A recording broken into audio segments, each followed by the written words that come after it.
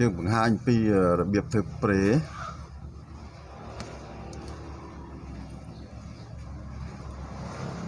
ចឹង transfer នេះគឺ NPN ប្រាក់កាក់នេះហៅប្រាក់កាក់ណាចឹងយើងប្រើ driver វានេះ pre driver 2គ្រាប់ប្រភេទ PNP ចឹងយើងឲ្យវារុញចេញជើង C ចូលមកជើង B ទេអានេះចេញជើង C ចូលជើង B អញ្ចឹងជើង B វាគឺទទួលសញ្ញាមកពីដុំនេះអានេះយើងរុំ4ជុំហើយមានរេស្តង់100អូមចូលជើង B ហើយជើងរបស់វាគឺភ្លើងបូកចូលហើយខាងនេះដូចគ្នាដែររេស្តង់100ចូលមកពីដុំមកចូលជើង B ហើយជើងវាគឺភ្លើងបូកអញ្ចឹងអានេះយើងឲ្យវាដំណើរការជាមួយនឹងជើងហើយជើង C របស់វាគឺភ្លើងបូក direct ជើង C និងជើង C ជាប់គ្នាហើយឲ្យវារុញដំណើរការជើងទេដំណើរការជើងចឹងអញ្ចឹងជើង C របស់វាយើងរុំ5ជុំស្មើនឹង5ជុំ6ជុំហ្នឹងវាស្មើនឹងមួយជុំ2វ៉ុលអូខេជុំ2វ៉ុលអញ្ចឹងខាងនេះ6ជុំអីចឹងទៅខាងនេះ6ជុំអីចឹងទៅ6ជុំយើងរាប់ឃើញអានេះ5ជុំអូខេ5ជុំអានេះតែ6ជុំហើយអានេះក៏ដូចគ្នាដែរ5ជុំយើងរាប់1 2 3 4 5ហ្នឹងអញ្ចឹង6ជុំតែខាងនេះវា6ជុំអញ្ចឹងសម្រាប់ភ្លើងអាគុយ12វ៉ុលអញ្ចឹងវាមួយជុំ2វ៉ុលជើងរុំចេញ24រុំចេញគាត់ថាយើងរុំឲ្យមើលទេណាតាក់មើលចេះហើយយើងប្រើកង់ដង់ចេះអូខេប្រើកង់ដង់ចេះមក24វ៉ុលវាមិនមែនឧបករណ៍ឆក់ត្រីគេធ្វើបែបនេះឆក់កើតទេភ្លើង24វ៉ុលទៅឆក់អីកើតឃើញទេឆក់កើតទេ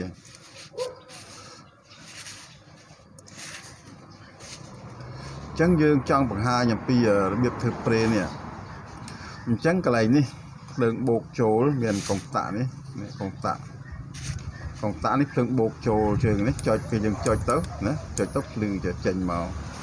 ចាណាភ្លើងមកចូលមកនេះគឺចាប់ផ្ដើមប្រេនេះរុញភ្លើងចេញអញ្ចឹងអាកន្លែងនេះគឺប៉ូឡានេះប៉ូឡាភ្លើងដកចូលមកអានេះភ្លើងបូកចូលមកកន្លែងនេះមានបូកផងដកផងប៉ុន្តែដកតិចជាងបូកអូខេព្រោះនេះវាធ្វើការជាមួយនឹងភ្លើងដក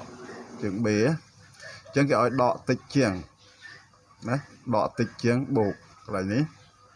អញ្ចឹងអាដកអាច2វ៉ុលអីចឹងទៅណាដកអញ្ចឹង2វ៉ុលត្រង់ស្ទើរនេះដំណើរការហើយពេលដែលវាដំណើរការចាប់ផ្ដើមបង្កើតភ្លើង AC អូខេអញ្ចឹងពេលដែលវាបង្កើតភ្លើង AC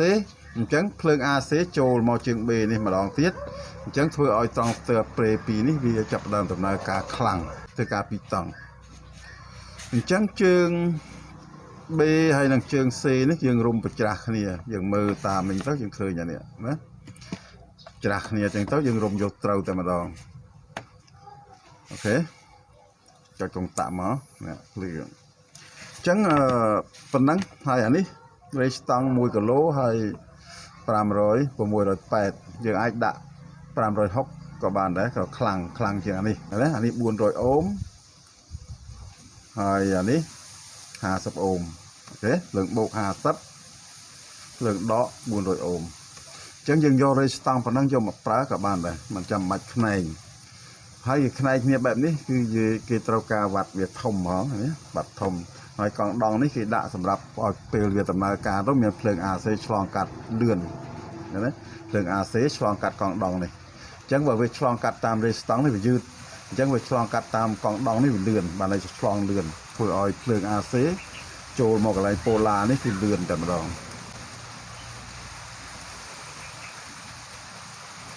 អញ្ចឹងអ្នកនរគ្នាមើលឃើញច្បាស់ហើយ1គីឡូ1គីឡូអូម600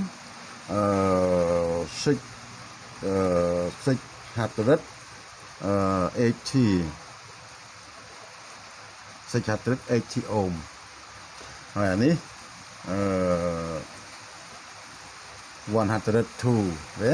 វ៉ាន់ហាត់រិតវ៉ាន់ហាត់រិតនេះក៏វ៉ាន់ហាត់រិតនេះក៏វ៉ាន់ហាត់រិត100 102ហើយនឹង